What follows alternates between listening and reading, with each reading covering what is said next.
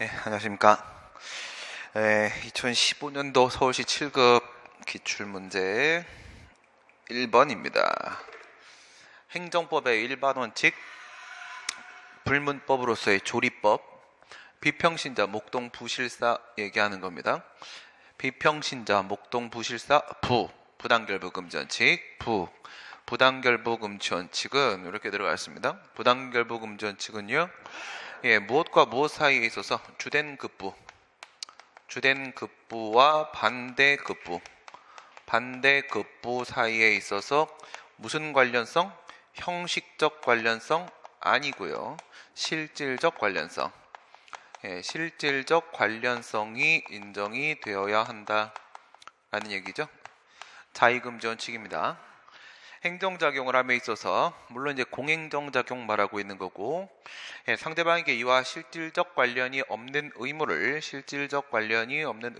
부과하지 말도록 하는 건데, 판례는 이러한 부당결부금지원칙, 일반적으로 판례 그러면 대법원, 대법원은 부당결부금지원칙의 적용을 부정하고 있다. 부당결부금지원칙이라는 행정법의 일반 원칙을 인정하고 있지 않다. 지금 이렇게 얘기를 하고 있는 건데, 그렇지 않죠. 유명한 사건 하나만 떠올리시면 됩니다. 주택건설사업계획 승인 사건. 주택건설 사업계획 승인.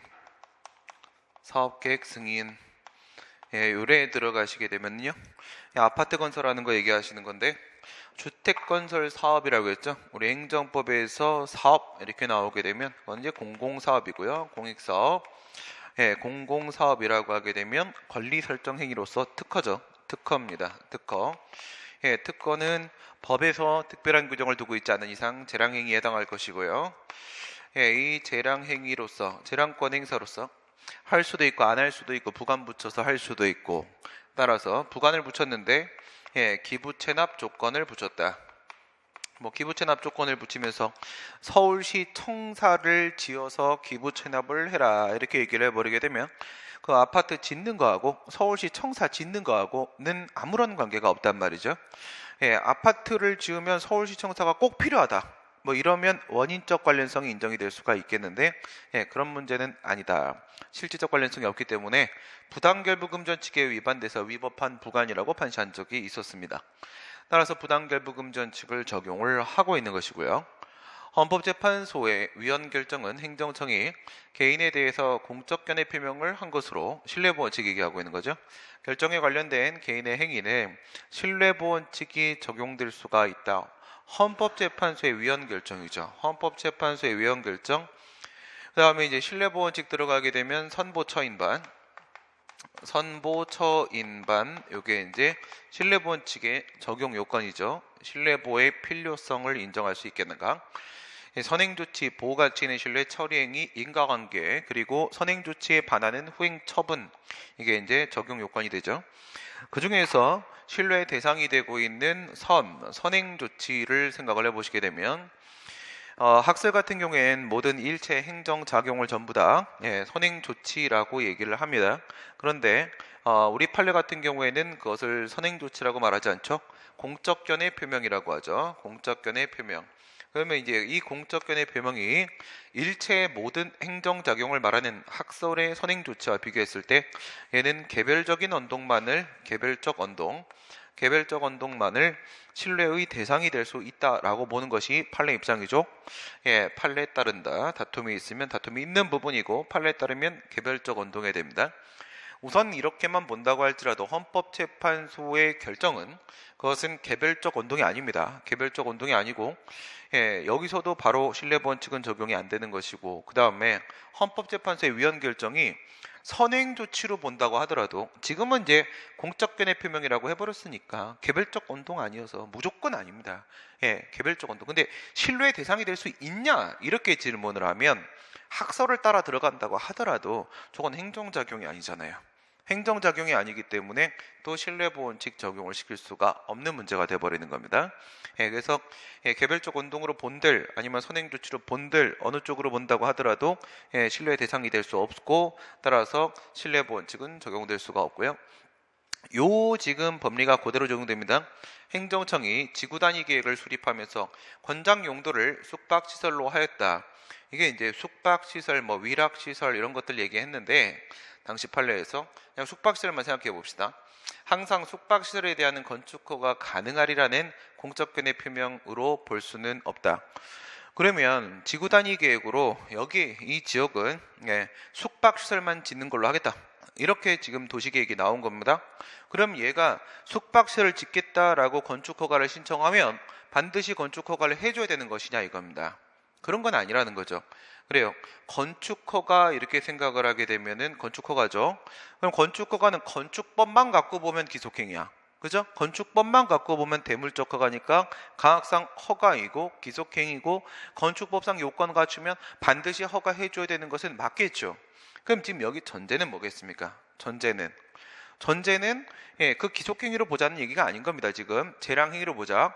예를 들어서 저렇게 지구단위 계획이라거나 개발행위허가라거나 다른 것들이 의제되게 되면은 건축허가가 뭐가 될 수도 있다? 재량행위가 될 수도 있다 이겁니다. 그랬을 때 다른 공익상의 이유로 해서 충분히 거부될 수도 있다는 겁니다. 거부될 수도 있다. 그러면 여기서 지금 얘기한 것은 공적견해 표명을 한 것으로 볼 수 있다. 만약에 거부를 하게 되면 신뢰보원칙을 주장을 해서 거부의 위법성을 주장할 수 있겠는가? 이게 이제 질문 내용을 한번 집중을 해 봅시다. 이런 신뢰 성립될 수 있겠습니까? 이게 과연 신뢰가 성립될 수 있는 거예요? 귀책 사유가 있는 건 아닐까요? 우선 여기부터 한번 생각해 보세요. 그래, 그렇다고 칩시다. 숙박시설만 여기서 짓자 라고 얘기를 했으면 숙박시설 외의 다른 건물은 지을 수 없다는 의미가 되는 것이지 숙박시설은 무조건 지을 수 있도록 해주겠다는 의미로 받아들여질 수조차도 없습니다. 그 내용 자체도 말이에요. 내용만 가지고 본다고 할지라도 숙박시설 외에는 배제하겠다지 숙박시설은 무조건 허용한다. 그 의미는 아닌 것이고 또 이 개별적 언동을 한번 생각해 보시게 되면 이건 행정계획입니다. 지구단위 계획이잖아요. 행정계획이기 때문에 저게 처분이라고 하더라도 물론 처분입니다. 처분이라고 하더라도 구속력이 인정된다고 하더라도 저거는 일반 처분이에요. 일반 처분.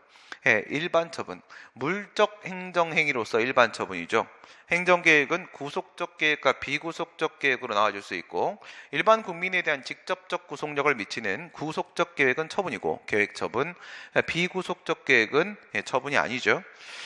그런데 처분성이 인정돼도 그것은 물적 행정으로서 일반 처분이기 때문에 개별적 언동이라고 볼 여지는 없습니다. 없으니까 역시 신뢰 대상은 존재하지 않는다.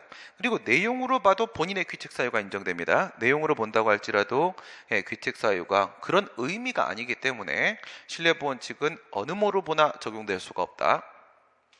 지방공무원 임용 신청 당시에 잘못 기재한 생년월일을 근거해서 36년 동안 공무원으로 근무를 하다가 정년을 1년 3개월 앞두고 나서 생년월일을 정정한 후에 그에 기초하여 정년 연장을 요구하는 것은 신의성실의 원칙에 반하는 것이다. 우선 언뜻 보면 그럴지도 조금 더 근무하려고 돈 좀 더 받으려고 이런 느낌이 들 수도 있습니다. 들 수도 있는데 우선 기본적으로 잘못 기재했다는 것은 어디 기재되어 있다는 얘기냐면 호적에 당시의 호적 지금은 없지만 당시의 호적에 이렇게 돼 있었다는 거야. 그리고 잘못 기재되어 있는 거기 때문에 이 정년 1년 3개월 남기고 나서 요때 호적을 정정했어요. 여기서 호적을 정정했습니다. 호적을 정정했던 사건이에요. 그러면 호적에 나와 있는 대로 지금 생년월일을 바꾼 거기 때문에 이걸 가지고 배신행위라고 볼 수는 없는 겁니다. 그렇죠? 신의 성실 원칙, 신의를 좇아서 행위를 해야 된다라는 것은 배신행위는 용납할 수 없다라는 의미가 되는 건데 이걸 배신이라고 볼 수 없습니다. 그러면 이렇게도 잘 와닿지 않는다? 그러면 여길 보세요. 정정이잖아요. 정정입니다.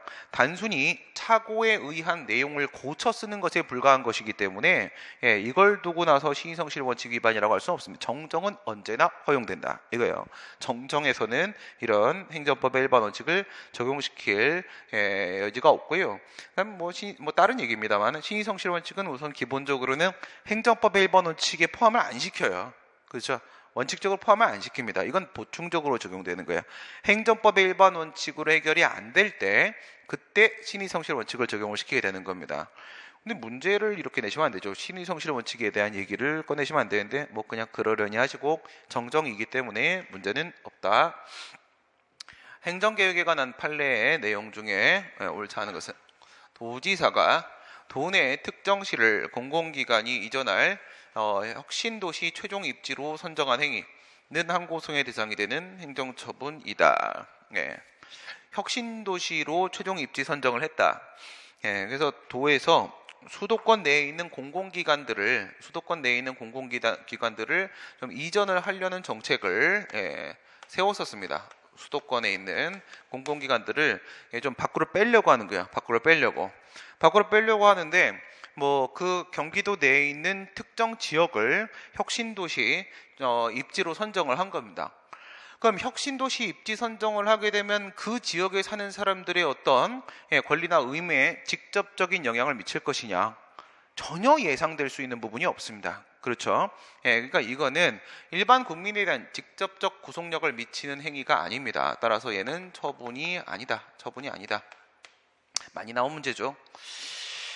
행정주체가 행정계획을 위반 결정함에 있어서의 이익형량을 하였으나 이익형량은 무슨 이익형량 얘기하는 거예요? 형량명령원리 얘기하는 거죠. 형량명령원리에 따르게 되면 일반적인 비례 원칙과 비교했을 때 비례 원칙은 공익과 사익을 비교하게 되는데 형량명령 원리는 조금 더 촘촘합니다. 필터링을 조금 더 엄격하게 하려고 들어가는 것이기 때문에 얘는 추가적으로 공익과 공익도 형량하고 사익과 사익도 형량합니다. 행정계획은 수많은 사람들에게 영향을 미칠 수 있기 때문에 모든 관계되는 제 이익을 형량을 하게 되는데 형량을 하면서 그 정당성과 객관성을 결여를 하였다. 잘못 형량했다. 그 얘기가 되는 거죠. 형량 명령 원리에 따라서 하자가 발생을 하게 되면 계획재량은 광범위한 형성의 자유가 인정되기 때문에 형량명령 원리라는 특유의 한계 법리가 적용이 되고 형량의 하자의 종류는 세 가지가 있었죠. 첫 번째 형량의 혜태가 있고요. 형량의 혜태는 전혀 형량을 하지 않았을 때, 그 다음 두 번째 형량의 흠결이 있고요. 형량의 흠결, 이거는 중요한 관계 이익을 누락하고 형량을 했을 때, 그 다음에 오형량이 있죠. 오형량은 모든 관계 이익을, 필요한 관계 이익을 다 형량하기는 했는데 잘못했을 때 오형량, 지금은 오형량 얘기를 하고 있었고요. 형량의 하자로서 위법성, 계획재량의 하자가 인정이 됩니다. 환지계획 인가 후에 수정하고자 하는 내용에 대해서 토지 소유자 등 이해관계인의 공람 절차를 거치지 아니한 채 수정하고자 하는 내용에 대하여 뭐에 대해서 공람을 안 거쳤는지를 보세요. 수정하고자 하는 내용에 대하여 여기에 대해서 공고공람을 거치지 않았다 이겁니다. 공고공람 절차를 수정된 내용에 따라 환지 예정지 지정 처분을 했다라면 그것은 위법하고 무효이다 이렇게 얘기를 했는데 여기서 절차 하자가 무효까지 연결되는 예에 해당을 한다라는 거 하나 기억하시고요. 절차상 하자인데 공고공람 절차를 거치지 않았다. 절차상 하자인데 우리 환경영향평가법처럼 환경영향평가를 미실시해버리게 되면 무효라고 보죠. 일반적인 절차상 하자는 취소 사유. 여기도 무효다. 요거 하나 챙겨두시기 바라겠고요. 그러니까 먼저 환지 계획이라는 게 있죠. 환지 계획, 토지의 교환 분합하는 계획을 말하는 겁니다. 토지를 서로 바꾸는 거죠. 그 다음에 환지 처분이 나오기 전에 환지 예정지 지정을 할 수도 있죠. 환지 처분이 나오면 환지 처분은 뭐 간단하게 생각하면 이 A라는 토지가 갑의 토지였습니다. 그리고 나서 갑이 B라는 토지와 바꾼 겁니다. 이 B라는 토지예요. B라는 토지입니다. 그러면 갑의 입장에서는 A 토지에 대한 소유권을 상실하게 되고 B 토지에 대한 소유권을 새롭게 설정받게 되는 것이기 때문에 재산권의 내용이 바뀌고 있습니다. 바뀌고 있으니까 환지 처분, 마지막에 있는 환지 처분, 이게 환지죠. 환지 처분은 당연히 처분이 되겠죠. 재산권의 내용을 바꿔버렸습니다. 그런데 우선 여기서 왜 크기가 다르냐 이런 생각을 해볼 수도 있는데 크기의 문제는 생각하지 마십시오. 왜냐하면 이 A라는 토지 같은 경우에는 평당 가격이 높다. 평당 가격이 높고 B라는 토지는 평당 가격이 낮다. 이렇게 비교하게 되면 작은 면적의 토지를 뺏기고 그 다음에 큰 면적의 토지를 받을 수도 있고 반대의 상황이 있을 수도 있는 겁니다. 그런 걸 그냥 표시를 해본 것밖에 없고요. 그러면 이 친구는 처분이 맞죠. 이 친구는 우선 처분이 맞고요. 그런데 환지 예정지 지정은 이거를 환지 예정지로 지정을 해버린 겁니다. 환지 계획에 따르게 되면 갑에게는 B토지를 주게 되어 있는 겁니다. B토지를. 그런데 아직 A토지에 대한 소유권을 상실한 것은 아니고요. 아직 환지 처분은 나오지 않은 상태인데 얘가 이제 농사를 지으려고 한다. 그래서 먼저 여기 가서 농사 지어라. 이렇게 되면 우선 B토지에 대한 사용권이 인정될 수가 있습니다. 환지 예정지 지정을 하게 되면 아직 환지 처분 나오지 않았지만 환지 예정지를 사용할 수 있게 되니까 이것도 분명히 권리에 영향을 미치는 부분이 있고요. 그러니까 얘는 처분이 맞다 이거예요. 하지만 어떻게 환지를 할 것인지에 대한 계획 세운 것만 가지고는 권리 의무에 직접적인 영향을 미치는 거 없다. 이게 우리 판례 입장이 되겠고, 그래서 지금 환지 예정지는 지정하는 게 처분이 맞다는 전제는 지금 깔아놓고 있는 상태인데 처음에 A라는 환지 계획이 있었단 말입니다. A라는 환지 계획이 있었어요. 그리고 나서 공고공람 절차를 거쳤습니다. 공고공람 절차를 거쳤다. 이 지역 사람들의 토지 소유권은 다 교환 분합돼 버릴 겁니다. 그 사실을 알렸어요. 공고하고 그 다음에 공람, 일반 공중에게 열람을 시켜준 겁니다. 열람을 시켜주는 겁니다. 그래서 공고공람 절차가 환지 계획의 필수적인 절차입니다. 필수 절차인데 거쳤고요. 여기서 나온 이 의견에 따라서 여기서 이제 열람만 시켜주는 게 아니죠. 그에 따른 의견이 나온 거예요. 의견을 반영을 해서 그 환지 계획을 바꿨어요. B라는 환지 계획으로 이렇게 바꿨습니다. 그러면 A 계획에 대해서 반대하는 입장이 있을 수 있기 때문에 뭐 하는 짓입니까 이게? 뭐죠? 네, 3번에 환지 계획 인가 후에 수정하고자 하는 내용에 대하여 토지 소유자 등 이해관계인의 공람 절차를 거치지 않고 수정된 내용에 따라서 한 환지 예정지 지정 처분은 당연무효다. 우리 시험의 특징이 바로 이런 거죠. 충분히 추정은 할 수가 있는데 그 언급이 좀 점프가 좀 있습니다. 이거를 지금 반영을 하면 이런 식의 상황이 나오겠죠. 처음에 환지 계획을 만들어 놨다. A라는 환지 계획을 만들었습니다. 그 다음에 필수적인 절차 요건으로서 공고공람 절차를 거칩니다. 공고는 알려주는 거 말하는 거고 공람이라는 것은 일반 공중에게 열람을 시켜주는 것을 말하는 건데 그 지역 사람들한테 당신들의 토지를 이렇게 다 교환 분합을 시키겠습니다 라고 계획을 알려줬어요. 그 의견을 들은 사람들 중에서 문제를 제기한 사람이 있었단 말이에요. 그에 따라서 내용이 바뀌어버렸습니다. 내용이 바뀌어서 B라는 환지 계획으로 이렇게 바뀌었어요. B의 환지 계획, 환지 계획으로 요래 바뀌었다. 그러면 이 B라는 환지 계획에 대해서는 뭐 모든 사람들이 다 찬성할 것이냐? 그건 아니겠죠. 그럼 여기에도 당연히 뭐가 있어야 되는 거야. 여기에도 공고공람 절차가 여기에도 당연히 같이 따라 붙어줘야 되는 겁니다. 그렇게 함으로써 환지 계획이 이제 확정이 돼야 되는 것이고, 그러면 그 확정된 계획, 여기서 이제 더 이상 문제 제기가 없었다면 확정된 계획에 따라서 환지 예정지 지정을 하든 환지 처분을 하든 이렇게 해야 될 겁니다. 그런데 이게 지금 없었다. 이게 지금 생략이 됐다 이거야. 이걸 안 하고 환지 예정지 지정 처분을 했는데, 환지 예정지 지정 지정을 했는데 지금 뭐라고 했어요? 수정하고자 하는 내용에 대해서 공고공람 절차를 거치지 않고 수정된 내용에 따라서 했다는 거예요. 수정된 내용에 따라. 그러면 이 환지 예정지 지정은 뭐대로 한 거예요? 어떤 내용대로? A로 한 겁니까? B로 한 겁니까? B로 한 거죠. B로. 그렇죠? B로 한 거예요. 이 B의 내용에 맞추어서 이걸 가지고 환지 예정지 지정 처분했다. 이렇게 얘기를 한 건데 이거 어떻게 받아들여야 될까요?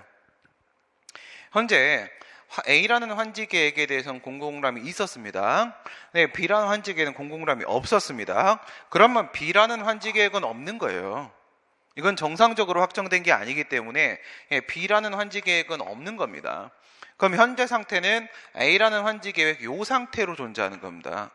요 상태로 존재하는데 B라는 환지계획에 따라서 했다라고 하니까 그래서 지금 이 환지계획에 근거를 두지 않은 처분이어서 무효다, 지금 이렇게 얘기를 한 겁니다.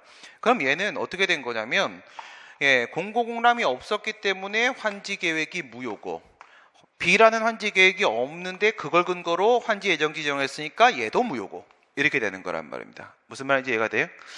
항상 우리가 얘기했던 대로 앞에 있는 선행행위가 존재를 하고요. 선행위가 존재하고 그 다음에 뒤에 있는 후행위가 존재하는데 환지, 예정지, 지정, 예정지, 지정 이렇게 있는데 방금 설명드린 대로 앞에 건 처분이 아니란 말이에요. 처분이 아니다. 선행이 처분이 아니고 뒤에 있는 행위는 처분이 맞다 이겁니다. 근데 앞에 있는 행위 쪽에서 위법이 발생한 거죠. 여기서 위법이 발생했는데 절차하자가 발생을 했어요. 여기서 절차상 하자가 발생을 했고 이 절차상 하자는 중대 명백하여 무효사유입니다. 무효사유면 그것이 얘한테 그대로 승계되는 거라고 했죠. 위법이 발생한 지점에 있어서 중대 명백 여부를 판단을 해야 된다라고 했고요. 얘가 무효면 얘도 역시 무효다. 여기서 중대 명백했으면 여기도 중대 명백한 걸로 봐야 되는 것이고, 그래서 환지 예정지 지정은 무효다. 선행위가 처분이 아니면 그 하자는 그대로 승계된다. 그 얘기를 한 겁니다. 사실 뭐 이렇게 나오면 이건 지금 7급이기 때문에 총론 강론이 일부 좀 섞였다 이렇게 보는 게 맞습니다. 요거 같은 경우에는 강론 쪽에서 질문하는 게 조금 더 적실하다. 도시관리계획 구역 내 토지 등을 소유하고 있는 주민이 납골시설, 이 납골시설 이걸 보지 마세요. 납골당 설치, 봉안당이죠. 지금의 봉안당이 있습니다. 봉안당. 네. 봉안당이 있는데 정당이 아닙니다. 납골당. 납골당, 지금은 봉안당이라고 부르는데 이거를 보는 순간 원래는 우리가 보통 뭐가 떠오릅니까? 납골당 설치 신고. 납골당 설치 신고 사건이 보통 많이 떠오르죠. 납골당 설치 신고는 이거는 수리를 요하는 신고에 해당을 하고 그래서 그 수리가 처분은 맞는데, 근데 이 또 처분이 외부 변수로 인한 수리를 요한 신고가 된 부분이 아니기 때문에 직접적인 근거 법규에 따라서 수리를 요한 신고가 된 거니까 얘는 준법률 행위적 행위로서 수리가 맞습니다만은 법에서 이게 관행 규정이 있어가지고 얘는 재량 행위였다라고 판시했던 유일한 사건이죠. 수리를 요한 신고에 대한 수리인데 외부 변수, 뭐 인허가 의제가 적용된다라거나 복수 법령이 적용된다라거나 그런 상황이 아니고 진짜로 준법률 행위적 행정에서 수리임에도 불구하고 재량이라고 유일하게 봤던 요 사건이 떠오르는데 이걸 뭐 생각하면 안 된다고. 이걸 생각하지 말고 국토의 계획 및 이용에 관한 법률에 따른 이반제한권 생각하셔야 됩니다. 이반제한권. 그래서 문화재보호법에 있는 문화재보호구역의 지정, 해제, 폐지 등에 대한 신청권 문화재보호법 인정하고 국토의 계획 및 이용 관한 법률에서 이반제한권 인정하고 그 부분 얘기하는 거죠. 신청권이 인정된다. 신청권이 인정된다. 그리고 여기 보시게 되면 도시군관리계획이라고 했잖아요. 그렇죠? 도시군관리계획에 대한 도시관리계획 이렇게 얘기했습니다. 도시관리계획은 뭐야? 도시관리계획은 처분이 맞잖아요. 처분이 맞죠. 그래서 반려를 했다라고 하게 되면 처분에 대한 거부가 맞고 이반제한권을 인정하고 있으니까 신청권이 인정되고 반려, 실무상 반려는 강학상 거부고 그 거부는 처분이 맞다 이런 결론이 되는 거니까 한 곳에 대상이 된다가 맞는 지문이 되는 겁니다. 3번 국가배상입니다. 국가배상. 처음 공부하시는 분들 같은 경우 국가배상이 국가를 상대로 손해배상을 청구하는 거라 이렇게 생각하시는 분들도 간혹 있던데 그건 아니라고 했습니다. 국가배상법이 적용되기 때문에 국가배상인 거지. 국가를 상대로 하기 때문에 국가배상인 게 아닌 겁니다. 국가배상법에 따르게 되면 국가하고 지방자치단체가 손해배상 청구의 피고가 되는 거죠. 지자체도 포함이 되는 것이고, 관계법령에 의하여 대집행 권한을 관계법령에 의하여 행정권한 법정주의 얘기하는 거죠. 행정권한 법정주의. 법의 근거를 두고 있었다. 법의 근거를 두고 있었다. 관계법령에 의하여 헌법 96조에 있는 행정권한 법정주의 원칙 얘기하는 거고요. 적법하게 권한을 부여했다 이겁니다. 그래서 권한을 이렇게 위탁을 했는데요. 대집행 권한 요거를 이제 누구한테? 얘한테 위탁을 한 거예요. 그러면 권한 배분 관계가 바뀌고 근데 법에 근거 있으니까 적법하게 위탁, 적법 유효하게 위탁이 된 게 맞고요. 그러면 이제 권한은 넘어갔죠. 넘어갔는데 누구한테 넘어갔냐? 지방자치단체로부터 한국토지공사, 지금의 한국토지주택공사 LH한테 넘어갔단 말이에요. 얘는 공무수탁사인이다. 그리고 우리 국가배상법 제2조 1항 본문 전단에 보게 되면 공무를 위탁받은 사인도 역시 공무원에 포함시킨다라고 되어 있죠. 2009년도에 그 10월 21일 날 그렇게 개정이 됐지 않습니까? 그래서 공무수탁사인이 국가배상법상의 공무원에 포함이 되니까 얘는 공무수탁사인이고 그래서 국가배상법상 공무원이고 이렇게 되는 게 아니냐 이런 얘기를 했는데 얘는 시작부터 틀렸습니다. 공무수탁사인이 아니죠. 우선 한국토지주택공사는 얘는 사인이 아닙니다. 사인이 아니죠. 얘는 공법상 법인이죠. 영조물 법인입니다. 공법상 법인이고 적법하게 우선 첫 번째 사인이 아니다. 공법인이다. 얘는 사법인이 아니다 이겁니다. 공법인이고요. 사인 자체도 아니거니와 공무원이 아니라 이 위탁받은 행정대집행이라는 공무를 수행하는 범위 내에서는 얘가 행정주체란 말이에요. 얘가 행정주체가 되는 거죠. 그러면 국가배상은 이제 행정상손해배상 아닙니까? 행정상손해배상은 누구를 상대로 손해배상 청구를 해야 된다? 행정주체를 상대로 손해배상 청구하는 거니까 얘가 공무원이 되는 게 아니라 그냥 얘가 피고입니다. 얘가 손해배상 청구의 피고고요. 그 다음에 국가배상 문제가 아니죠. 국가배상법 적용을 받는 게 아니죠.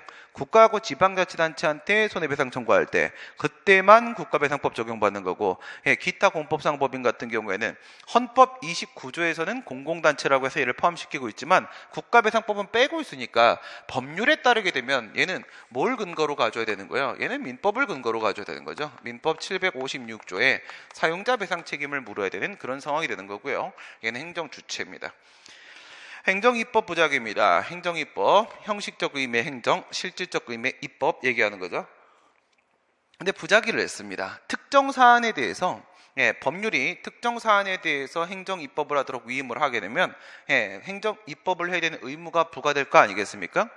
상위법률 그 자체로서 스스로 시행될 수 있는 게 아니라면 입법 의무가 부과가 됩니다. 행정입법 의무가. 근데 부작위를 했단 말이야. 여기서 이제 나오는 얘기는 뭡니까? 첫 번째, 항고소송을 제기할 수 있느냐? 그 다음에 국가배상을 청구할 수 있느냐? 그 다음에 헌법소원 심판을 청구할 수 있느냐? 이렇게 했을 때 XOO 이렇게 들어가는 거죠. XOO, XO라고 합니다. 이렇게 들어가면 행정입법은 그 법규명령이 행정처분이 아니잖아요. 그냥 법규명령이라고 얘기하게 되면 공권력 행사는 인정이 될 수 있을지 몰라도 우리가 일반적으로 얘기하는 법규명령은 전형적 법규명령이고 일반적 추상적 규율이고 처분이 아닙니다. 처분이 아니니까 처분에 대한 부작위를 그 전제로 하는 부작위 위법 항의소의 대상은 될 수가 없는 게 맞는 거고요. 하지만 법규명령은 당연히 공권력 행사가 맞죠. 행정규칙은 그렇지 않겠지만은 그래서 헌법소원 심판 같은 경우에는 국가의 공권력 행사, 불행사 포함시켰고요. 행사, 불행사에 대한 문제고 기본권 침해의 직접성이 인정되고 보충성이 충족이 되는 경우라고 하게 되면 헌법소원 심판 되죠? 될 것이고 그 다음에 요건 갖추면 손해배상 청구도 될 수 있는 건 당연하겠습니다. 헌법재판관이 청구기간 내에 제기한 헌법소원 심판 청구 사건에서 청구기간을 5인을 해가지고 90일이죠. 헌법소원이 각하된 경우에 각하 전두환 씨가 아니죠. 불복 절차 내지 시정 절차가 없는 때에는 시정 절차 이 부분 얘기했고요. 국가배상 청구가 인정이 된다. 이 사건 같은 경우에는 뭘 인정을 했던 사건이에요? 이 사건은 결국 본안재판에 들어갔다라고 할지라도 물론 지금 헌법재판 얘기하는 겁니다. 어차피 기각될 것이라고 할지라도 그래도 본안재판을 받았을 것이라는 그 뭐가 있어요? 기대심리가 있을 거 아니겠습니까? 그 기대심리에 대한 정신적 손해가 인정될 수가 있으며 이 정신적 손해에 대한 위자료를 주어야 된다라고 판시했던 부분이죠. 손실보상과 달리 손해배상 같은 경우에는 재산적 법익에 대한 침해와 함께 비재산적 법익에 대한 침해도 인정이 될 수 있겠고요. 그래서 정신적 손해에 따른 위자료를 인정을 했던 사건입니다.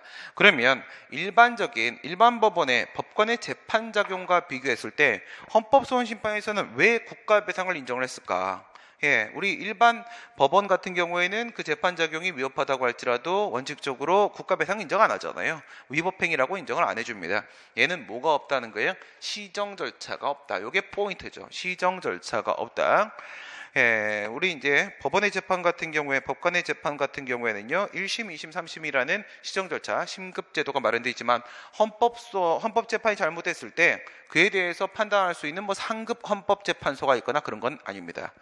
공무를 위탁받은 사인, 요거는 위에 있는 거 몇 번, 1번하고 연동되어 있는 상태네요. 그렇죠? 얘랑 연결해서 한 번에 생각하시면 되는 거고, 공무를 위탁받은 사인, 공무원이 될 수 있다. 공무원에 포함을 하고 있죠. 왜 이런 현상이 나타나는 거예요? 공무수탁 사인 말하는 거죠. 근데 이 공무수탁 사인은 분명히 행정주체 아닙니까? 그 공무를 수행하는 범위 내에서 행정주체가 되는 거니까 쟤는 공무원 취급을 하는 게 아니라 제 행정주체니까 쟤를 상대로 손해배상 청구하는 게 우선은 맞는 겁니다. 근데 국가배상법에서 특례 규정을 둔 거죠. 저런 특례 규정을 둔 이유는 누구를 위한 거다? 공무수탁 사인 중에서도 자연인 때문에 그런 겁니다. 자연인, 교통할아버지 생각하시고요. 공무수탁 자연인의 경우에선 돈이 없다, 변제 자력이 없다 이렇게 말을 하죠. 변제 자력이 없으니까 그 공무수탁 사인을 보호하기 위함이라기보다 피해 국민을 보호하기 위한 겁니다. 그 공무수탁 자연인한테 손해배상 청구해도 저쪽에 돈이 없기 때문에 지금 아르바이트 뛰고 있는 입장입니다. 따라서 돈이 없기 때문에 피해 국민한테 줄 돈 없으며, 그러면 피해 국민은 그 권리를 보호받을 수가 없는 것이다 라는 이유에서 공무수탁 사인을 공무원의 범위 내에 포함을 이제는 아예 시키고 있죠. 명시적으로. 2009년도 10월 21일 날 법이 개정되기 전까지도 우리 판례는 그렇게 인정을 해왔었습니다. 공무를 위탁받아 일을 수행하는 일체의 자라고 해서 거기까지도 공무원 안에 포함을 시켜서 인정을 해왔었죠. 4번, 재량행위에 관한 설명으로 옳지 않은 것은, 재량행위에 있어서도 비례원칙을 위반하는 경우에는 위법한 행위가 될 수가 있다. 그렇죠. 재량행위라고 하게 되면 원칙적으로 성문법 위반에 따른 위법성이라는 것은 원칙적으로는 없다고 봐야 되는 거겠죠. 재량행위는 정당 부당의 문제가 발생할지언정 적법 위법의 문제는 원칙적으로 발생하지 않습니다. 하지만 지금 같은 경우에는 무엇을 인정을 하고 있다? 무하자 재량행사 의무라는 것을 인정을 하고 있다. 재량행위 보면 무조건 바로 행정수령법 27조 떠올라야 되는 것이고, 재량행위에 있어서도 뭐가 나올 수 있다고 했어요? 취소 판결이 나올 수 있다라고 했고, 그 말은 재량행위에서도 위법이 존재할 수 있다라는 얘기고, 위법은 의무 위반이니까 재량행위에 있어서도 의무가 존재할 수 있다. 이게 바로 무하자 재량행사 의무가 되는 것이고, 재량권에 일정한 한계가 있다는 것이죠. 그래서 재량의 영혼의 수축, 재량의 혜택, 그리고 재량의 일탈, 재량의 남용, 이렇게 4단계로 판단을 내리게 되는데, 그 중에 내적 한계를 일탈하는 재량의 남용, 이게 바로 불문법 위반이 되는 것이고요. 불문법 위반, 재량의 남용이죠. 이 불문법이 바로 조리법, 행정법의 일반 원칙 되는 겁니다. 재량의 남용. 물론 우리 판례는 재량의 일탈 남용이라고 말을 하지만 일탈과 남용을 구별하지는 않습니다. 우리 판례는 그냥 재량의 하자를 통칭 일탈 남용이라고 말할 뿐이고요. 여기서 얘기되는 게 바로 뭐냐? 이게 바로 행정법의 일반 원칙, 앞에 나왔던 그 행정법의 일반 원칙입니다. 비평신자 목동 부실사에서 비례 원칙입니다. 비 위반하면은 재량의 남용으로서 처분이 미흡해질 수 있고요. 재량권의 일탈 남용 여부에 대한 입증 책임은 판례식으로 하게 되면 재량의 하자, 입증 책임은 피고 처분청 쪽에 있다. 입증 책임에 대한 얘기입니다. 취소송 전제로 우리가 한번 생각을 해보시게 되면은 입증 책임의 분배죠. 법률요건 분류설에 따르게 되면은 일반 원칙설이죠. 일반 원칙설은 민사소송에 있어서의 일반 원칙에 그대로 따른다는 얘기입니다. 민사소송하고 우리 쪽하고 똑같습니다. 이 얘기는 입증 책임의 분배, 입증 책임 어떻게 분배를 하기로 했었냐면, 입증 책임은 첫 번째 성문법에 대한 문제가 있을 수가 있겠고, 그 다음에 불문법에 대한 문제가 있을 수가 있겠죠.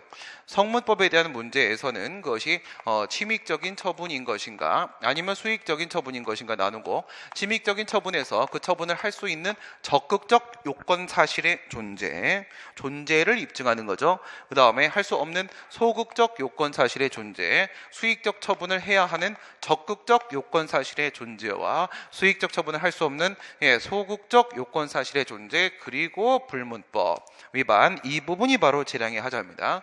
재량의 하자, 여기가 재량의 일탈남용이죠. 재량하자. 이렇게 들어가시게 되면 이 같은 경우에는 국가가 공권 행사를 할 수가 있는 상황이 되는 거니까 얘는 피고 쪽에 유리한 거고 피고가 입증을 해야 된다. 얘는요 침익적 처분이 안 나오는 거니까 원고 쪽에 유리하고, 그 다음에 수익적 처분 허가 등이 나오는 거니까 원고한테 유리한 것이고, 얘는 수익적 처분이 안 나오는 거니까 피고 쪽에 유리한 것이고, 재량하자로 처분이 위협해지면은 위협한 것이 인정되면 원고한테 유리한 것이고, 이 부분의 원고 얘를 얘기하고 있는 것입니다.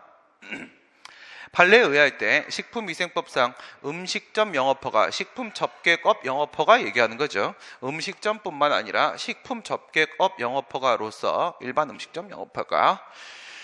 그래서 일반 음식점 영업허가, 단란점 영업허가, 유흥점 영업허가, 제과점업 영업허가, 휴게 음식점 영업허가, 다 식품접객업 영업허가는 가학상 허가, 대물적 허가에 해당하는 것이고 기속행위죠. 가학상 허가는 원칙적으로 기속행위다. 예외적으로 몇몇 개의 재량 허가가 몇몇 개 예외가 인정될 뿐이죠.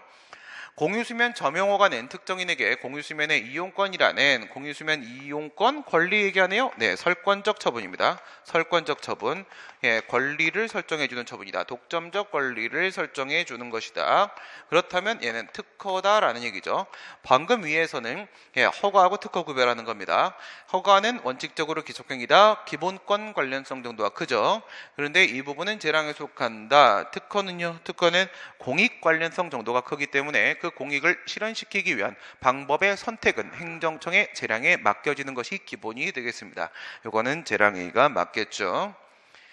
네, 5번입니다.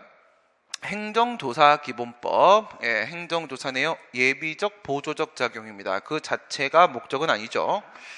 정책 결정이나 직무 수행을 위해서 예비적 보조적으로 자료나 정보를 수집하는 행위를 우리가 행정조사라고 하는데, 조사 대상자는 조사원에게 공정한 행정조사를 기대하기 어려운 사정이 있다고 판단될 때 조사원의 교체 신청을 할 수 있다. 그렇죠. 교체 신청을 할 수 있다고 행정조사기본법 21조일 겁니다. 21조에서 이를 인정을 하고 있고, 이건 법령 내용 그대로네요. 조사 대상자와 조사원은 조사 과정에서 조사 과정을 방해하지 않는 범위 내에서 행정조사 과정을 녹음 녹화를 할 수 있다. 녹음 녹화, 내가 좀 세무조사가 들어왔어요. 그러면 세무조사 과정에서 국세청에서 온 조사원이 있을 테고요. 그 다음에 조사를 받고 있는 우리 회사가 있겠죠. 했을 때 양쪽 모두 다입니다. 양쪽 모두 다. 조사 대상자, 이게 이제 세무조사를 했을 때 조사 대상자 쪽, 조사원 이게 이제 국세청 직원, 양쪽 모두 다 녹음 녹화할 수 있고요. 그 다음 이 녹음 녹화에 어디까지 녹음 녹화를 우리 서로 할 것인가에 대한 범위 있죠. 그 범위는 따로 정해진 게 아니라 서로 협의하는 겁니다. 협의해서 증거자료 남기자라고 얘기하면서 서로 협의해서 녹음 녹화를 인정할 수 있고요.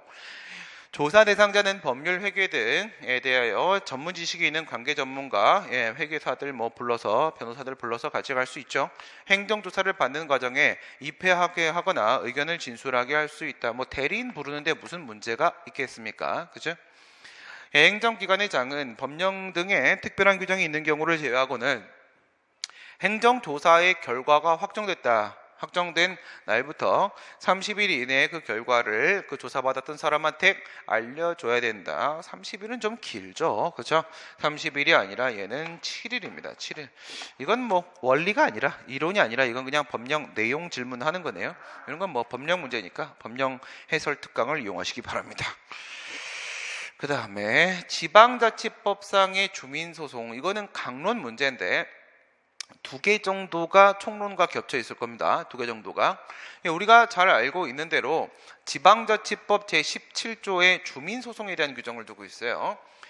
주민감사 청구를 거치고 나서 가는 겁니다. 16조. 그래서 지방자치법 제16조에 주민감사 청구 규정이 있고요. 감사 청구 규정이 있고, 그 다음에 17조에 주민소송에 대한 규정이 이렇게 있단 말이에요.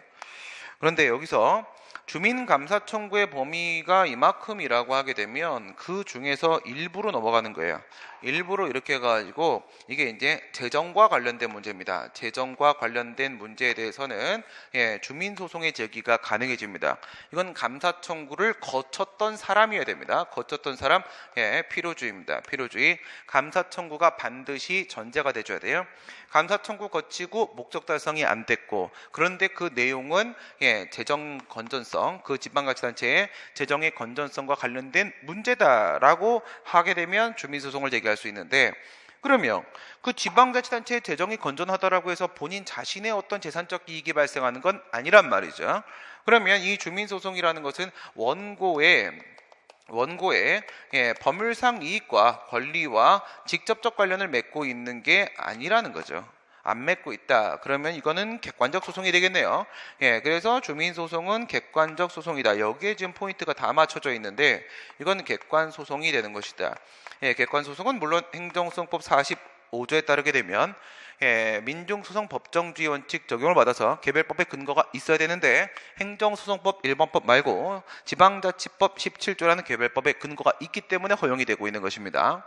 물론 주민소송의 내용에는 부당이득 반환 청구 소송이라거나 손해배상 청구 소송이라거나 중지 청구 소송이라거나 취소송이라거나 무효등 확인 소송이라거나 부작위 파인 소송이라거나 여러 가지 있습니다. 여러 가지 있는데 이건 뭐예요? 민중소송입니다. 민중소송입니다. 얘는 민중소송으로서 객관적 소송이다. 주민소송은 지방자치단체의 부당이나 위법행위로 인해 권익이 침해되거나 재산상 손실을 입은 자만이 제기할 수 있다. 이렇게 말하면 주민소송이 주관적 소송이다라는 전제를 깔고 있는 거잖아. 그쵸? 그래서 자신의 권리 침해 당한 사람이 제기할 수 있는 게 아닙니다. 누구나 제기할 수 있습니다. 감사 청구만 거친 사람이면 누구나 제기할 수 있습니다. 주민소송의 피고는 지방자치단체이다 아니고요. 지방자치단체장입니다. 장입니다. 심지어 부당이득 반환 청구 소송, 손해배상 청구 소송을 제기할 때도 그게 주민소송이면 여기서 정해진 절차대로 가야 되는 건데 17조에 보시게 되면 주민소송에서 피고는 지자체장이라고 되어 있습니다. 이건 객관적 소송이기 때문에 그 개별법에서 정해놓은 절차대로만 해야 되는 것입니다. 소송의 계속 중에 소송을 제기한 주민이 사망을 했다. 그러면 원고가 죽었다는 얘기죠. 원고가 사라졌습니다. 아무리 객관적 소송이라고 할지라도 소송의 당사자는 존재해야 되는 것입니다. 객관 소송이어도 원고 피고는 있어야 될 거 아니겠습니까? 원고가 죽으면 끝나는 겁니다. 끝나는 겁니다. 이거는 주관 소송과 차이가 없다. 오케이. 원고가 죽으면 소송은 종료되는 것입니다. 주민소송이 진행 중이라도 다른 주민도 같은 사항에 대해 별도 소송을 제기할 수 있다? 그럼 중복될 거 아니겠습니까? 그렇죠? 개인의 권리와 관련된 주관적 소송이 아니고 이건 단순히 그 위법 행위를 시정하겠다라는 의미의 주민소송, 민중소송, 객관소송에 불과한 것이기 때문에 그 지역 주민이 똑같은 사건 가지고 갑도 소송 제기하고 을도 소송 제기하고 그러면 재판을 똑같은 걸 여러 번 할 필요는 없겠죠. 따라서 이건 허용이 될 수가 없는 것이다. 없는 것이다. 이것도 사실 3번, 4번 같은 경우에는 강론 문제로 출제라는 게 적절하겠다 이렇게 보여지고요. 7급이기 때문에 이제 겹쳐 있는 겁니다. 행정심판에 관한 설명으로 옳지 않은 것은 불복 방법이죠. 불복은 행정쟁송이고 행정쟁송에는 심판과 소송이 포함이 되겠죠. 행정청이 위법 부당한 부작위에 대해서 은행 심판을 제기할 수 있다. 그렇습니다. 이거 한번 생각해 볼까? 부당 여부에 대해서 심사를 할 수 있는 것은 무엇과 무엇입니까? 행정심판은 항고 심판만 있고 취소 심판, 무효등 확인 심판, 의무행 심판 이렇게 세 개가 있는데 취소 심판과 의무행 심판은 정당부당에 대한 심사를 할 수 있겠지만은 버트 무효등 확인 심판은 정당부당에 대한 심사하지 않겠죠. 무효가 되려면 최소한 처분은 위법해야 되는 것이기 때문에 무효등 확인 심판에는 합 목적성 심사로서 정당부당에 대한 심사가 없습니다. 얘는 의무행 심판이네요. 의무행 심판이니까 그게 거부처분이든 부작이든 간에 부당심사할 수 있고요. 은맹심판은 5조 3호죠. 5조 3호 행정심판법 5조 3호에 따르게 되면 그 대상은 무엇이라고 되어 있다. 얘는요, 거부처분 또는 부작위, 거부처분은 소극적 처분, 부작위는 소극적 상태, 합치면 소극적 행정작용, 이렇게 출제하기도 하죠. 소극적 행정작용을 그 대상으로 한다. 다시 말해 이 은맹심판은 오직 방어심판은 없고 요구적 쟁송, 요구심판만 존재하겠죠. 서울특별시장의 처분에 대한 행정심판은 중앙행정심판위원회에서 심리 재결한다. 그렇죠? 부패방지 및 국민권익위원회의 설치에 관한 법률, 국민권익위원회법에 따라 설치된 국민권익위원회에 설치되어 있습니다. 국민권익위에. 얘는 옛날과 달리 권익위에 설치가 되어 있고요. 중앙행정심판위원회로 이제 심판 청구를 하게 되겠죠. 광역지방자치단체 장 또는 중앙행정기관의 장의 경우에 있어서는 중앙행정심판위원회로 가게 됩니다. 행정심판위원회에 대한 기피 신청은 여기도 역시 재판 절차랑 유사한 것이기 때문에 제척, 기피, 회피 다 인정되죠. 제척, 기피, 회피 다 인정됩니다. 기피라는 것은 청구인이 위원을 빼자라고 꺼리는 겁니다. 꺼릴 기자, 빼자라고 주장하는 거죠. 기피 신청은 그 사유를 소명한 문서로 당연히 해야 되겠고, 법원행정처장의 부당한 처분입니다. 물론 이제 행정심판이니까 위법이 아니라 부당이어도 상관은 없겠고요. 에 대해서는 중앙행정심판위원회에 얘는 이제 국가기관이니까 여기에 대해서 중앙행정심판위원회로 가야 되는 것이냐, 이게 문제가 되는 건데 이게 아니죠. 그 당의 행정청입니다. 당의 행정청에 설치되어 있는 행정심판위원회로 직접 가는 겁니다. 중앙심의로 보내는 게 아니라 누구 말하는 거예요? 법원행정처장의 처분이라거나 아니면 국회 사무총장의 처분이라거나 아니면은 또 중앙선거관리위원회 중선관이 사무처장에 대한 처분이라거나 뭐 이런 것들 같은 경우에는요, 얘들 같은 경우에는 어디로 가는 거? 헌법재판소도 포함이죠. 요거까지 4개. 헌법재판소 사무처장에 대한 처분이라거나 이런 것들은 그 법원에, 그 다음에 국회 중선관위의 헌법재판소에 설치되어 있는 행정심판위원회가 따로 있습니다. 행정심판에 따로 있고 그 해당 행정청 산하 행정심판위원회에다가 심판 청구를 해야 된다라고 행정심판법 제3조에 나와 있습니다. 3조에. 그 다음에 8번 행정상 손실보상에 관련 없는 내용은 무엇이냐. 우리 헌법 제23조 3항으로부터 도출되는 손실보상 청구권의 일반 요건을 먼저 한번 생각해 볼까요? 일반 요건. 23조 3항에 보면 뭐라고 되어 있어요? 헌법 23조 3항에 보게 되면 공공필요에 따른 수용, 사용 또는 제한 및 그에 대한 보상은 법률로서 하되 정당한 보상을 지급하여야 한다. 이렇게 되어 있습니다. 그래서 여기서 도출되는 것은 첫 번째, 공공필요가 인정이 돼야 됩니다. 공익목적, 공익사업이라는 것만 가지고 되는 것이 아니라 그것이 국민의 재산권, 사익을 침해하는 것을 정당화할 정도로 월등히 우월해야 되겠고요. 그 다음 두 번째, 적법한 공권력의 행사여야 됩니다. 적법한 공권력의 행사. 이거는 반드시 권력행위여야 되는 것이고요. 공권력 행사인데 그것이 적법 이해되죠. 물론 이거는 완전한 적법은 아니고 일흥적법입니다. 일흥적법. 보상이 필요한데 보상 규정이 없으면 그것은 헌법에 위반되는 법률이 돼가지고 결국 위법으로 넘어갈 수도 있습니다.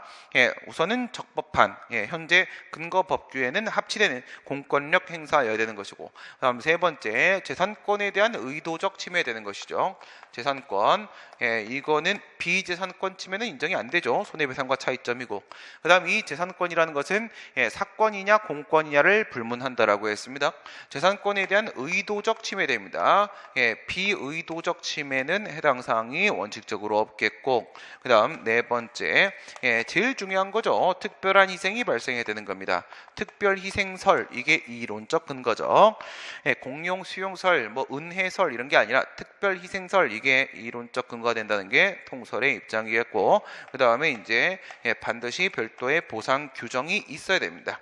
이게 없을 때 보통 문제가 되겠죠. 이것은 사후적 구제 수단이다. 우리가 얘기하는 일반적인 행정구제제도, 행정구제제도에는 위법 또는 부당한 처분에 의해서, 행정작용에 의해서 권리나 이익의 침해를 받은 사람, 행정구제제도, 구제받는 방법은 무엇이 있겠느냐?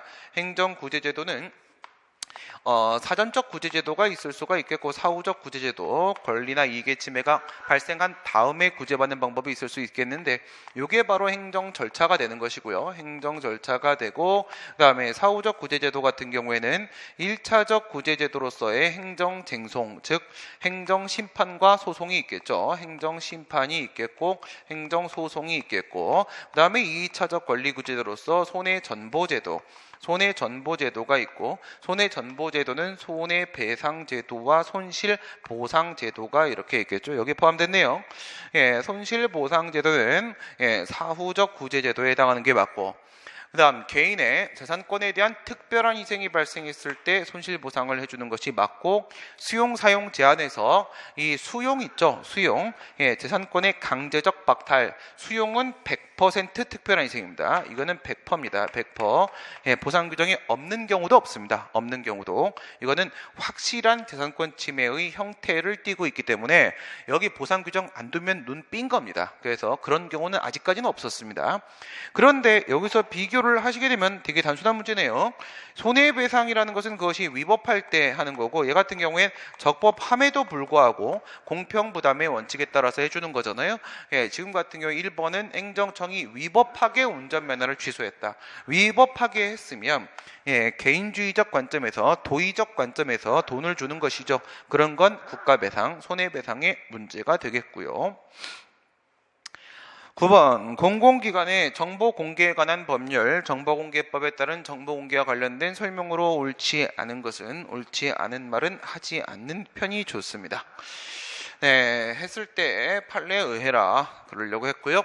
사립대학교에 대한 국비 지원이 한정적, 일시적, 국부적이다라는 점을 고려하더라도 사립대학교가 국비의 지원을 받는 범위 내에서만 공공기관, 다시 말해 정보공개 의무를 부담하는, 정보공개 의무를 부담을 하죠. 정보공개법에 따라서 부담을 하게 되는 공공기관에 포함된다라고 볼 수는 없다.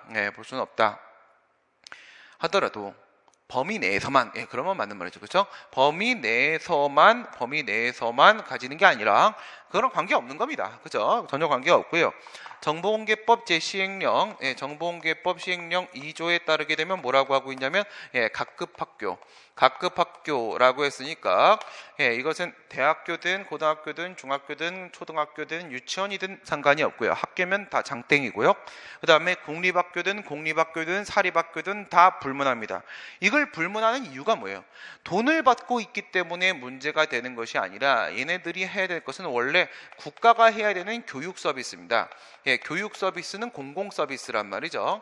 그래서 일반적인 국가기관과 마찬가지로 전체 이익을 위해서, 공익을 위해서 활동하는 기관이라고 하게 되면, 단체라고 하게 되면, 그러면 그것은 국가기관과 마찬가지로 공공기관으로 보아야 된다. 왜? 이거는 행정정보 공개 서비스이기 때문에 얘들은 교육 서비스 자체가 공공 서비스라는 점에서 각급학교는 다 공공기관인 거지 어디까지 지원금을 받았느냐, 이거는 관계가 없고요.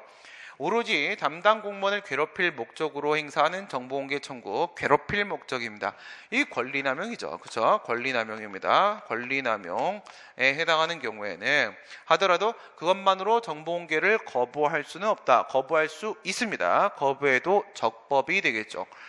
여기서 정보공개 청구권이 부정된다라는 게 아닌 겁니다. 모든 국민에게는 다 정보공개 청구권이 있습니다. 예, 아무도 예외 없습니다. 다 인정이 되는 건 맞는데 권리가 없다는 게 아니라 권리가 있는데 그걸 남용했다는 거죠. 예, 남용을 했다. 그러니까 열람을 해달라, 열람을 시켜달라 해서 그러겠다. 공개 결정이 왔는데 열람을 와서 안 해. 와서 안 하고, 예, 만약에 복제물을 나한테 달라라고 사본을 신청을 했는데 줘도 안 가져. 예, 이런 거예요. 실제로 그 정보에 대해서 그 정보를 알거나 그것을 활용하려는 목적이 전혀 없는 상태인 겁니다. 단순히 국가기관을 괴롭힐 목적으로 정보공개 청구할 때는 권리남용에 해당한다고 봐야 되고요. 신의성실원칙 위반입니다. 따라서 공개 거부, 비공개 결정은 적법하다. 정보공개 청구 후에 20일이 경과하도록, 이거는 언제입니까? 이거는 2013년도 8월 달에 공공기관의 정보공개에 관한 법률이 개정이 되었고요. 그 전까지는 정보공개법 제11조 5항에 무엇이 있었느냐면 간주거부 규정이 있었습니다. 간주거부 규정이. 그런데 이때 이제 폐지가 됐죠. 폐지가 됐고 11조 5항은 현재 존재하지 않습니다. 없는 때에는 20일이 지나면 부작위입니다. 이제는 부작위가 정보공개 영역에도 있고요. 정보공개 청구 후에 20일이 경과한 날부터 30일 안에 문서로 이의 신청을 할 수 있다. 우선 기본적으로 이의신청 절차에 관한 일반법으로서의 이의신청법이라는 것이 없기 때문에 이의신청은 개별법의 근거가 있을 때만 인정이 될 수가 있는 것이고요. 정보공개법에는 이의신청 절차에 관한 별도의 규정을 두고 있기 때문에 여기서는 행정심판이나 행정소송 말고 이의신청도 제기할 수 있습니다. 제기할 수 있고요. 예, 그리고 정보공개법 제18조, 19조, 20조 하고 21조 나누는 거죠. 21조 이렇게 나누게 되면 18조, 19조, 20조 이렇게 하나 묶고 그 다음에 21조 이렇게 가면 위에 같은 경우에는 청구인의 불복입니다. 청구인의 불복. 정보공개를 청구했던 그 정보공개 청구권자가 공개를 해주지 않아서, 그러니까 비공개 결정이나 부분 공개 결정이라거나 부작위가 있어서 그때 불복하는 게 18, 19, 20조가 되는 거고 공개를 하자는 거죠. 그 다음 얘 같은 경우에는 제3자의 불복입니다.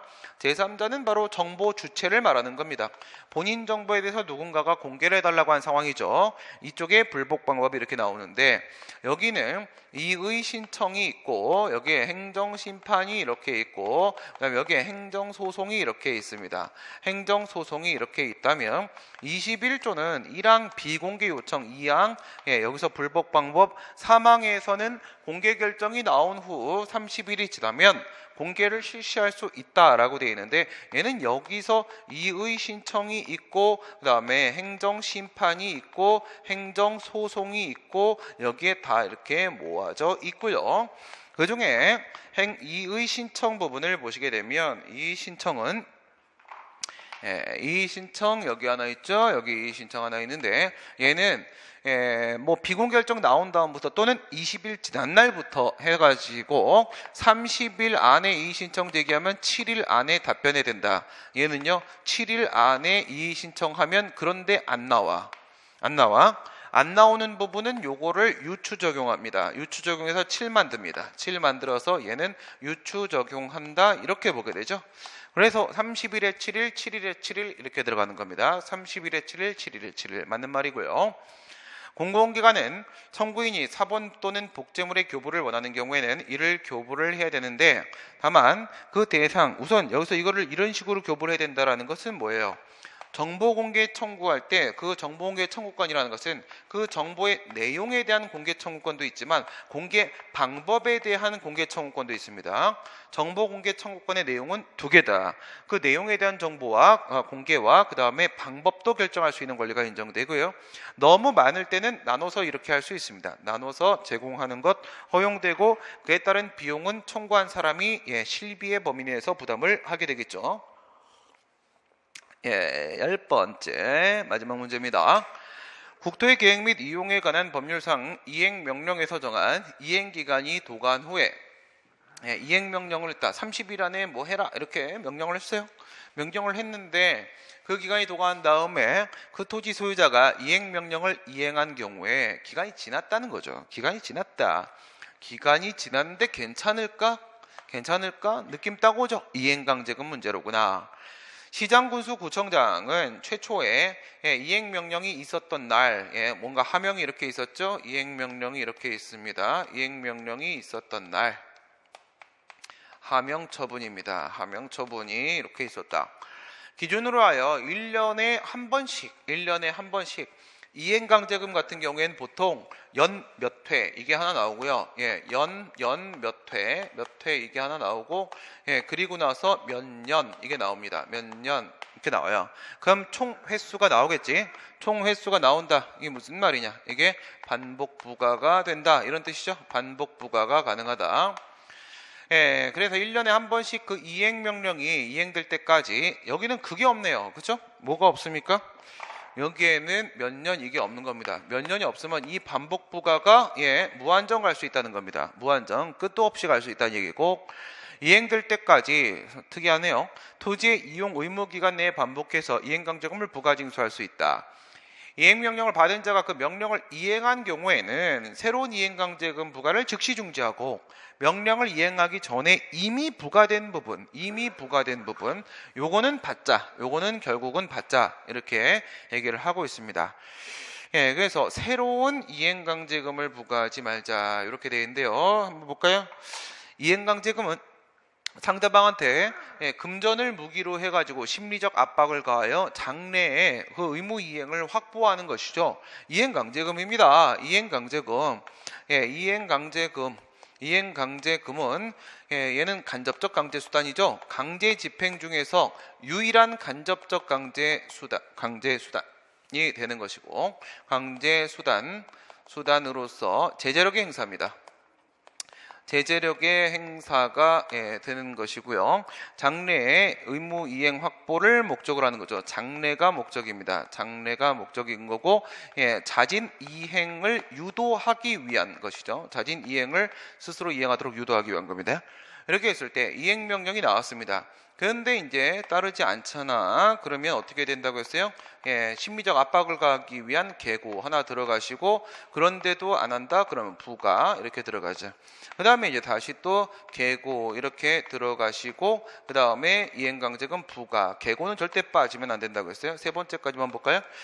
계고 이렇게 세 번째 들어가고요. 그 다음에 이행강제금 부가, 돈 내놔라 이렇게 들어간다.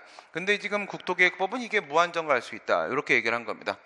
이렇게 비교하면 이 친구가 바로 뭐예요? 이 친구가 최초입니다.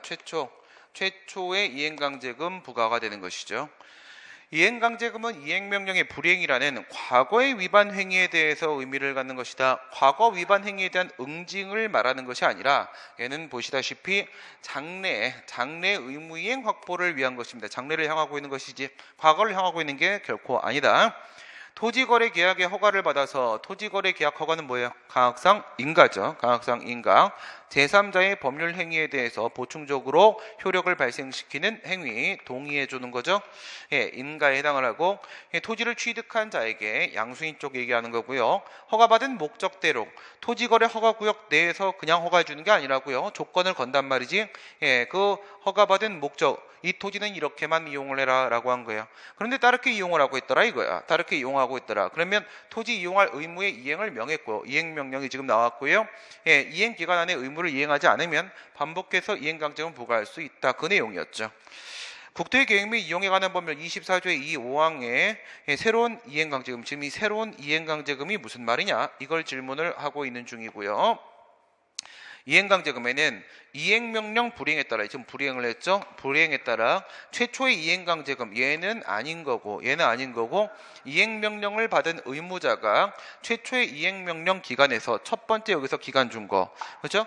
여기서 한번 이행명령에서 정한 기간이 경과한 다음에 여기서 한번 기간을 줬겠죠. 여기서 계고할 때 기간 또 한번 주죠. 여기서 계고할 때 또 한번 이행기간 주죠. 여기서 계고할 때 또 한번 이행기간 이렇게 주겠죠. 여기에는 이 기간, 이행명령에서 정한 기간이 경과한 후에 그 명령을 이행한 경우라면 최초의 이행강제금 부과는 허용이 되는 것이다. 그게 아닙니다. 새로운 이행강제금을 부과할 수 없다, 하지 말라라는 것은 의무를 이행했으면 이행강제금을 그냥 부과하지 말라는 거예요. 부과하지 말라는 겁니다. 그러니까 이게 아니라고요. 이게 아니고 최초의 이행강제금도 포함되는 겁니다. 그럼 얘 말대로 하게 되면은 여기서 준 기간이 경과가 됐으면, 여기서 준 기간이 경과가 됐으면, 만약에 여기 시점에서 뭐 의무를 이행했다라고 하더라도 얘는 우선 받고 여기서부터 받지 말자, 지금 그 얘기를 하려고 하는 건데 그게 아닙니다. 이행강제금 제도의 목적은 의무만 이행시키면 끝나는 겁니다. 그렇죠? 목적은 이미 달성된 것이기 때문에 저 새로운 이행강제금이라는 것은 최초 이행강제금을 포함하는 것이다. 포함할 수밖에 없죠, 구조적으로.